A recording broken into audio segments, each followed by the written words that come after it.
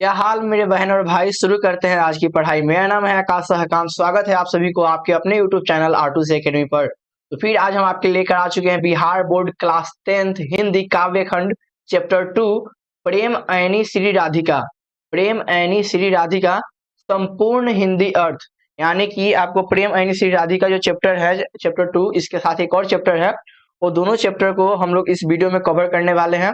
अगर आप इस वीडियो के पीडीएफ को डाउनलोड करना चाहते हैं तो अभी हमारे मोबाइल एप्लीकेशन R2C को जाकर डाउनलोड कर लीजिए। R2C अकेडमी को जो आपको प्ले स्टोर पर मिल जाएगा, वहां से जाकर आप इस पीडीएफ को डाउनलोड कर सकते हैं।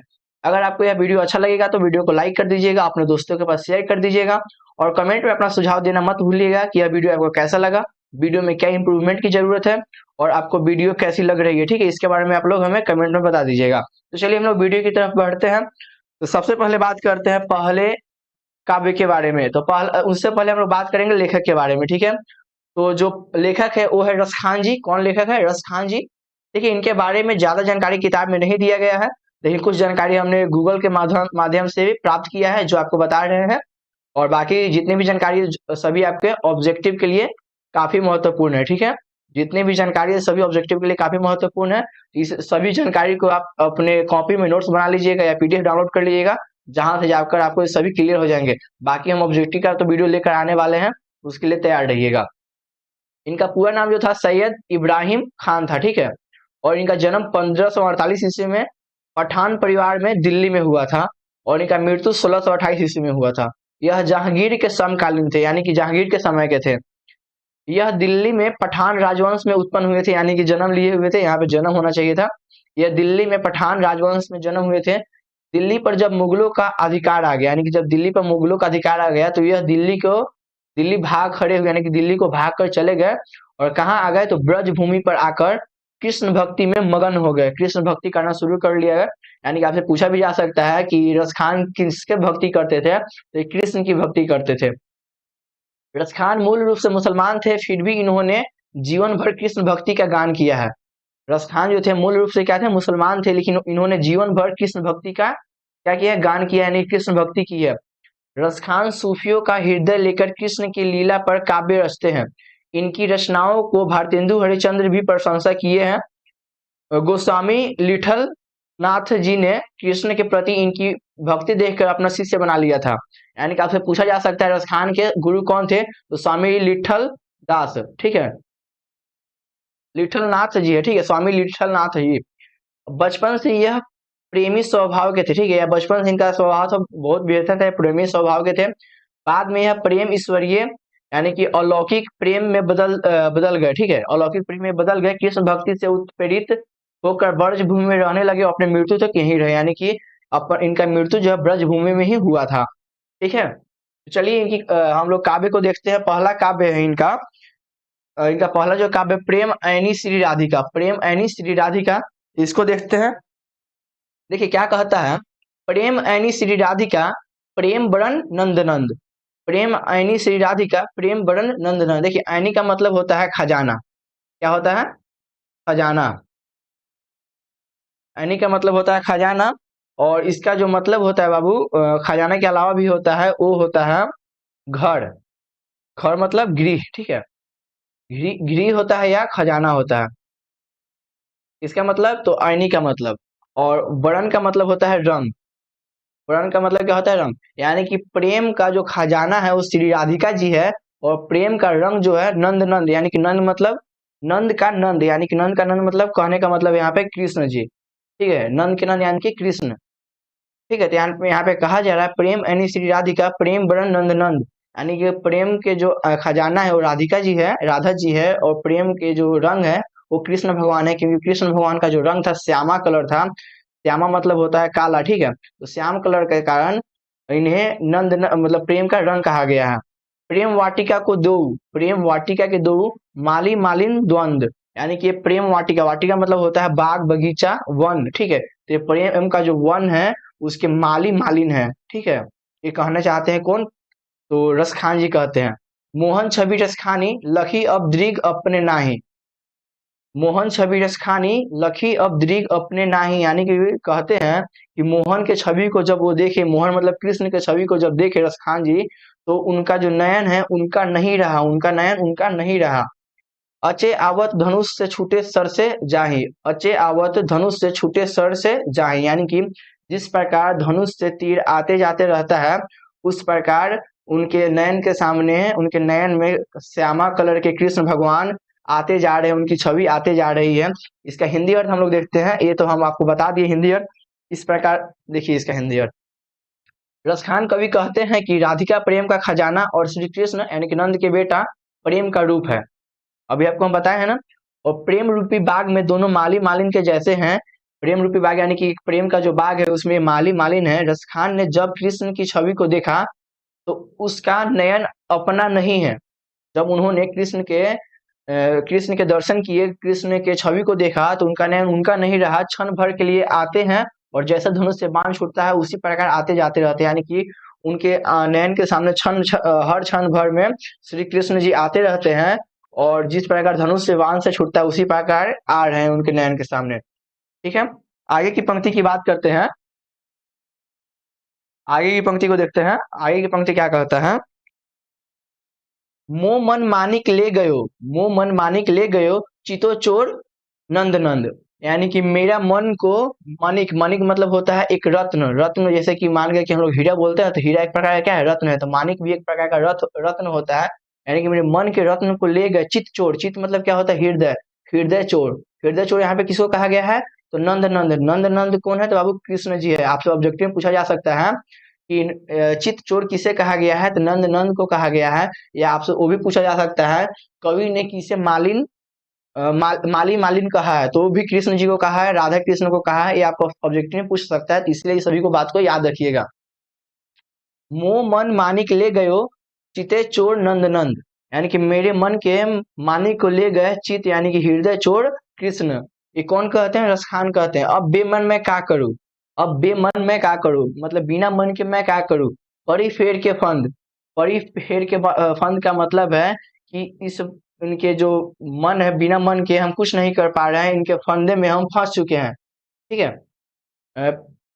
प्रतिम नंद किशोर जा दिन में नैनिन लगायो, प्रतिम नंद किशोर जा दिन में ते नैनिन लगायो, मन पावन चित चोर पलक अटो नहीं करी सको, मन पावन चित चोर पलक अटो नहीं करी सको। देखिए इसका अर्थ हम समझाते हैं। यानी कि प्रीतम मतलब क्या होता है? सुंदर, अच्छा। ठीक है। नंद किशोर जी इनके दिन ते नैनी लगायो, यानी कि इनका कहने का मतलब है, देखिएगा इसका अर्थ। लेखक अपनी बात में क्या कहना चाहते हैं? जो कृष्ण जी है इनके मन को चुरा लिए हैं और हर पल राधा कृष्ण की सुंदरता इनके पलक के सामने, यानी कि इनके जो आंख के पलक होते हैं उनके सामने आते रहते हैं। इसका अर्थ हम लोग एक बार देखते हैं पूरा के। मेरे मन को मणिक का है, मणिक का मतलब होता है कि रत्न, अभी बताएं आपको, श्री कृष्ण ने चुरा लिया है जिसके कारण अब मैं बेमन हो गया हूँ, मेरे मन की इच्छा रहित हो गई है। यानी कि इनका कहने का मतलब है मेरी मन की जो इच्छा है रहित हो गई है, मेरी मन की इच्छा अब नहीं रही है, मैं श्री कृष्ण के प्रेम के जाल में बुरी तरह फंस गया हूँ। यहाँ पे देखिए, यहाँ पे जो अर्थ है देखिएगा, यहाँ पे देखिएगा, यहाँ पे जो कवि बता रहे हैं, अब बेमन में क्या करूं परी फेर के फंद, तो यहाँ पे कहने का मतलब है मेरी मन की इच्छा रहित हो गई है, मैं कृष्ण के प्रेम जाल में बुरी तरह से फंस चुका हूँ। लेखक अपनी विविधता को प्रकट करते हुए कहते हैं कि जिस दिन से मैंने प्रेमी कृष्ण को देखा उसने मेरे मन को चुरा लिया, हर पल कृष्ण एवं राधा की सुंदरता को बिना पलक झपकाए देखते रहते हैं। यानी कि प्रीतम नंद किशोर जा दिन ते नैनियो लगायो, नैन नी लगायो। ठीक है। मन पावन चित चोर पलक ओट नाही करी सको। यहाँ तक सबका क्लियर है? चलिए अब आगे देखते हैं। दूसरा छंद है इनका। ये छंद का मतलब होता है चार वाक्यों का काव्य, यानी कि चार वाक्यों का कोई कविता, ये छंद है। तो देखिए इसको, ये दो वाक्य यहाँ पे, दो वाक्य अगले पेज पे मिलेगा हमको। इसका जो नाम है करील के कुंजन ऊपर बारो, करील के कुंजन ऊपर बारो। तो ये क्या कहते हैं? या लकुटी अरु कमरिया, या लकुटी अरु कमरिया पर राज तिहुपुर की ताजी डारो। यहाँ पे एक बार में फिर से देखते हैं। या लकुटी अरु कमरिया पर राज तिहुपुर की ताजी डारो, आठों सिद्धि नवो निधि को सुख नंद की गाय चराई बिसारो। देखिए इसका अर्थ क्या कहता है? रसखान जी कहते हैं, अपनी मन की बात बताते हुए कहते हैं कि जो लखटी मतलब होता है लाठी, छोटी लाठी, लाठी मिल जाए, या और मतलब और कमरिया मतलब होता है जो कंबल जो बोलते हैं जिसको, कंबल, ठीक है। पर राज यानी कि इनको मिल जाए तो तीहू, तीहूपुर मतलब जो होता है ना बाबू, तीनों लोक होता है। क्या होता है तीहूपुर मतलब होता है तीनों लोक, तीनों लोक की जो अ, तीनों लोग की जो खुशी होता है, तीनों लोग जो मिलेगा उनको ना, तीनों को त्याग सकते हैं, तीनों लोग को त्याग सकते हैं। सिर्फ इनकी कृष्ण जी का जो लाठी था और उनकी कम्बल था वो मिल जाए उनको, और आठों सिद्धि और नौ निधि को जो सुख मिलता है वो सभी सुख को भी त्याग सकते हैं जब नंद जी की गाय चराते हुए मिल जाए इनको, ठीक है। गाय चराने के लिए उनको मिल जाए इस बात पर। इसका अर्थ देखते हैं हम लोग। कवि क्या कहते हैं, कवि रस खान को अपने दिल की अभिलाषा प्रकट करते हुए कहते हैं कि अगर श्री कृष्ण की लाठी और कंबल मिल जाए तो मैं तीनों लोक के राज्य को त्याग कर दूंगा। यानी कि कबीर खान क्या कहते हैं, अगर हमें श्री कृष्ण की जो लाठी थी वो लाठी और कंबल मिल जाए, मैं तीनों लोक के राज्य को त्याग कर दूंगा। अगर केवल नंद बाबा की गाय चराने को मिल जाए तो, अगर जो नंद बाबा की गाय का मतलब जिस कृष्ण जी चराते थे वो गाय मिल जाए तो आठों सिद्धि और नौ भी, नौ जो निधियां है उन सभी को, सुख को भी ये भुला देंगे। ये कहना चाहते हैं कौन, तो रस खान जी कहना चाहते हैं। अगर आप लोगों को वीडियो अच्छा लग रहा है तो वीडियो को लाइक कर दीजिए, अपने दोस्तों के पास शेयर भी कर दीजिएगा जिससे वो भी इस वीडियो का फायदा ले सके। अब बात करते हैं आगे के लाइन को, ठीक है। रस खानी कबो इन आखिन सौ, रस खानी कबो इन आखिन सौ, ब्रज के बनबाग तराग निहारो। रस खानी कबो इन आखिन सौ, ब्रज के वन बाग तराग निहारो। कोटिक रौ कलधोत के धाम, कोटिक रौ कलधोत के धाम, करील के कुंजन ऊपर वारो।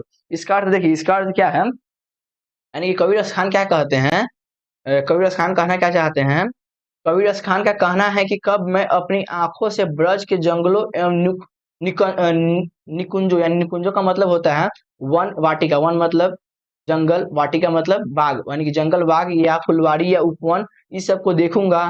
तालाब या करील, देखिए यहाँ पे देखिएगा आँखिन जो है ना, आँखिन मतलब यहाँ पे आँख हो जाएगा। अ, उसके बाद में हम लोग देखते हैं यहाँ पे तराग है, तराग का मतलब क्या होता है, तालाब होता है। तराग का मतलब क्या होता है, तालाब। तालाब को कब देखूंगा। उसके बाद में कोटिक है, कोटिक का मतलब होता है करोड़ों, ठीक है। कोटिक का मतलब क्या होता है, करोड़ों। ये सभी बात है, ठीक है। यहाँ पे कह रहे हैं कि वो अपने आंखों से कब अ, ब्रज के जंगलों को, वन को, उपवनों को, फुलवारियों को तथा तालाबों को देखेंगे। इन सघन कुंजों, सघन कुंजों का मतलब क्या होता है, झाड़ियों लताओं आदि से घिरा हुआ वो स्थान जहाँ लताएं होती है, जहाँ पे खूब सारी लताएं होती है ना, उसे सघन कुंजों बोलते हैं, ठीक है। वो देखता रहूं, तब से यह इच्छा होती है कि ऐसे मनोहर उपवनों की सुंदरता के सामने करोड़ महल बहुत नीच पड़ती होती है, करोड़ों महल बहुत नीच प्रतीत होती है होते हैं। यानी कि इनका कहने का मतलब समझिएगा एक बार। रस खान क्या कहते हैं कि कब वो अपने आंखों से, जब वो अपनी आंखों से ब्रज के जंगलों को, उनके तालाबों को, उनके सघन कुंजों को जब देखते हैं तो उनको यह प्रतीत होता है, उनकी इच्छा होती है कि हजारों करोड़ों जो महलें होती है, उसकी उसकी जो मतलब जो सुख सुविधाएं होती है, उसकी सुंदरता जो होती है उससे भी बहुत बेहतर क्या है, ये जो क्रूज का ब्रज का क्या है, जंगल है, ब्रज का उपवन है, ब्रज का नदियां है, सघन कुंजो है। अर्थात ऐसी कीमती महल को छोड़कर कृष्ण जहाँ रासलीला करते थे वह निवास करो। उनका इच्छा है कि वह वहां निवास करे जहाँ ब्रज, ब्रज के लाल कहने का मतलब भगवान कृष्ण जहाँ पे अपनी लीलाएं करते थे वहां पे निवास करने की उनकी इच्छा है। तो आशा करते हैं यहाँ तक आप लोगों को पूरे अच्छे से समझ में आ गया होगा। अगर आप लोगों को अच्छे से समझ में आ गया है तो वीडियो को लाइक कर दीजिए, अपने दोस्तों के पास शेयर भी कर दीजिए। अगर इसके आप लोगों को क्वेश्चन आंसर चाहिए तो आप लोग हमें कमेंट में बता सकते हैं, क्वेश्चन आंसर आपको मिल जाएगा। और अगर आप हमारा पेड कोर्स लेना चाहते हैं तो उसके लिए आप हमारे मोबाइल एप्लीकेशन को डाउनलोड कर लीजिए जिसका नाम है आर्टूस एकेडमी, जो आपको प्ले स्टोर पर अवेलेबल है। और जिसमें आपको मिलेगा, क्या क्या मिल जाएगा आपको उसके बारे में थोड़ा बता देते हैं। एक मिनट आपको हम बता दें क्या मिलेगा। देखिए इसमें लेक्चर वीडियो मिल जाएगा, चैप्टर वाइज साइंस का नोट्स मिलेगा, चैप्टर वाइज ऑब्जेक्टिव मिलेगा, चैप्टर वाइज क्वेश्चन आंसर मिलेगा, चैप्टर वाइज एनसीईआरटी का क्वेश्चन आंसर भी मिलेगा। और संस्कृत का क्वेश्चन प्लस आंसर हिंदी और संस्कृत दोनों में मिलेगा, क्योंकि आपके एग्जाम में जो हिंदी में क्वेश्चन पूछा जाता है उसके बाद संस्कृत में भी आपको दे दिया जाएगा। मैथमेटिक्स का फॉर्मूला ई बुक तैयार किया जा रहा है, अगर तैयार हो जाएगा तो भी आप लोगों को दे दिया जाएगा। मॉडल पेपर और गेस पेपर ये भी दिया जाएगा आपको। एक मिनट, ये भी आप लोगों को दे दिया जाएगा। यहाँ पे हम आते हैं थोड़ा लास्ट वाले स्लाइड पर। और उसके बाद में आप लोगों के लिए स्पेशल प्राइस रखा गया है मात्र 499 रुपया। तो जाकर आप लोग अभी डाउनलोड कीजिए R2C Academy मोबाइल एप्लीकेशन। तो आज के लिए इतना ही, फिर मिलेंगे अगले वीडियो में। जय हिंद।